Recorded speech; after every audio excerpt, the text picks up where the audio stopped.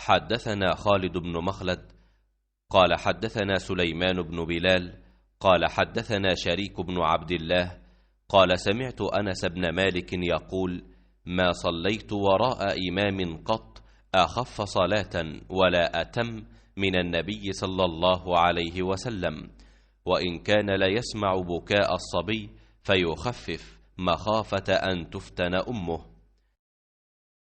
अब्दुल्लाह बिन अबी नमर कुरैशी ने बयान किया कि मैंने अनस बिन मालिक रदियल्लाहु ताला अन्हु से सुना, उन्होंने बतलाया कि नबी करीम सल्लल्लाहु अलैहि वसल्लम से ज़्यादा हल्की लेकिन कामिल नमाज मैंने किसी इमाम के पीछे कभी नहीं पढ़ी। आपका ये हाल था कि अगर आप बच्चे के रोने की आवाज़ सुन लेते तो इस ख्याल से कि उसकी माँ कहीं परेशानी में न मुब्तला हो जाए नमाज मुख्तसर कर देते।